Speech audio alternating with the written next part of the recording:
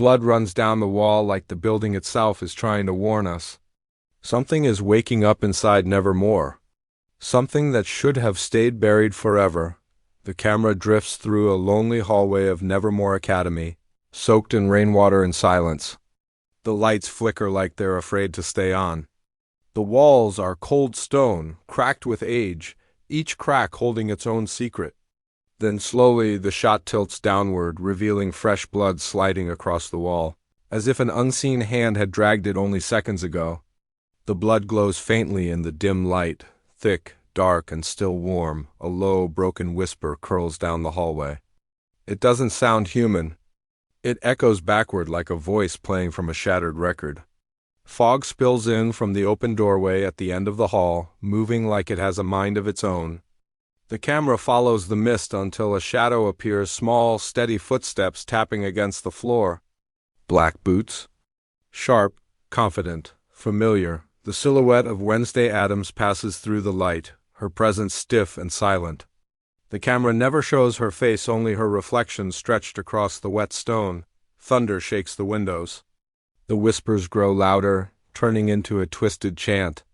On the blood-soaked wall, carved deep into the stone, is a symbol, 3 sharp lines forming the shape of broken wings. The mark pulses like something alive. The blood beneath it drips faster, as if pulled by an invisible force. A distant door slams. The hallway darkens, leaving only the red glow of the symbol. A cold, rising note hums through the air, the kind of sound that freezes the spine. Something new has entered Nevermore. Something born out of fear and music twisted into rage. The narrator's voice breaks through, low and haunting. Tonight, the walls bleed for a reason. The shot ends on the symbol, burning brighter as the sound of a single. Slow breath fills the darkness. Wednesday's boots stop only inches from the blood-stained wall. The air around her feels heavier, like the hallway itself is holding its breath. She reaches out a gloved hand, brushing the stone. The blood is still wet, still warm. It clings to her fingers like it's trying to speak. Behind her, the whispers twist again, this time clearer, almost forming a melody, but broken. Wrong, like a lullaby torn apart. A sudden flash of white light cuts through the corridor. A vision slams into her mind. The camera jolts with it. Nevermore students running through the courtyard, their faces pale with terror. Papers fly through the air. Shadows chase them, sliding across the ground like living smoke. The scene stutters, glitching as if reality can't hold it together. Then another flash, a figure appears in the vision. Tall, graceful, frightening. A ghost-like silhouette with metallic wings that scrape the air. Its movement is slow, almost elegant, but the sound it makes is a sharp ringing, like glass cracking under pressure. Wednesday's breath catches not out of fear, but recognition. She's seen symbols like the one on the wall in old notes, hidden away in forbidden books. She wipes the blood on her sleeve, her mind racing. The narrator murmurs softly, almost like he's standing beside her. They called her the Harpy Queen. A creature born from a voice no human should hear. The camera shows Wednesday tightening her jaw. She knows this isn't just another monster.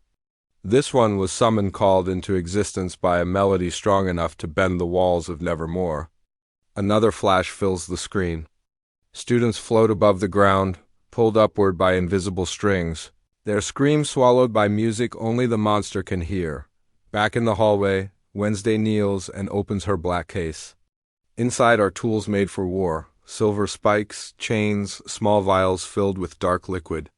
She picks each item with calm purpose. This isn't panic. This is preparation. A game she has played before, but never against. Something born from sound itself. The whispers tighten around her like a noose. The symbol pulses again. Wednesday stands, eyes narrowed, body still. She whispers into the silence. So the music begins. The lights in Nevermore flicker once, then go out completely. Darkness swallows the hallway, swallowing Wednesday with it. For a moment there is nothing, no whisper, no breath, no sound. And then it starts. A low thumping like a heartbeat echoing from the walls, slow, heavy, growing louder with every beat. The camera shakes as dust falls from the ceiling. drifting down like gray snow. A sudden blast of light slices through the darkness, sharp as a blade. Strobe flashes pulse in slow rhythm, revealing only pieces of the Space Wednesday's silhouette, the trembling fog, the dripping blood. On the third flash, something new appears, a tall figure standing at the far end of the hall, motionless, almost statuesque. The wings behind her unfold with a metallic scream, each feather sharp enough to cut stone. They shimmer like broken mirrors, catching every bit of light and twisting it into something unnatural. Her face stays hidden in shadow, but her presence fills the room like a storm. She lifts her chin slightly and the air trembles. A soft hum escapes her, delicate at first, then stretching into a long, haunting note that bends the walls. The blood on the wall shakes. The torches lining the hallway flare to life. A wave of force blasts forward, knocking debris across the floor. The narrator's voice enters, low and grim. She is not born. She is created, forged from a melody twisted into anger. A queen of sound, a hunter of voices. The monster steps forward, one slow movement at a time. Her gown flows behind her like liquid night, feathers drifting off her shoulders as though she's shedding pieces of sorrow with every step. Her wings stretch wider, scraping the stone until sparks fly. The sound she makes is not a scream, it's music, warped and sharp enough to cut through bone. The hallway erupts. Mirrors on the wall shatter. Windows explode outward as if the wind is afraid of her. Wednesday dodges a sonic blast that burns a line into the floor, her silhouette rolling through darkness. The camera cuts rapidly, students clutching their ears, levitating against their will. Books flying off shelves. The sky outside twisting into a red storm that swirls above Nevermore like a giant bleeding eye. The monster tilts her head. She raises one finger, and the air bends around it like a puppet string. Another note escapes her lips, this one high, clear, deadly. The narrator breathes the truth. And once she sings, there is no silence left. The Harpy Queen spreads her wings fully, ready to bring the Academy to its knees. The storm outside Nevermore cracks open with a roar. Red lightning forks across the sky, lighting the Academy in brief, violent flashes. The camera glides through the shaking hallways until it reaches a hidden staircase spiraling downward. Dust spirals through the air as Wednesday descends, each step echoing like a heartbeat counting down to disaster.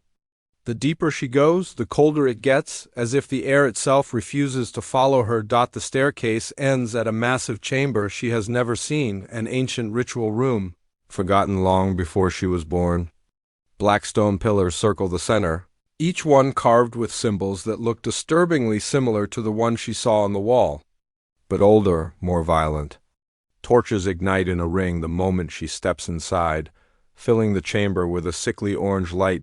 In the middle of the room lies a book heavy, chained, breathing faintly like it has lungs of its own. Its cover is made of stitched leather, cracked and trembling. The chains rattle softly, as if begging Wednesday to leave it untouched.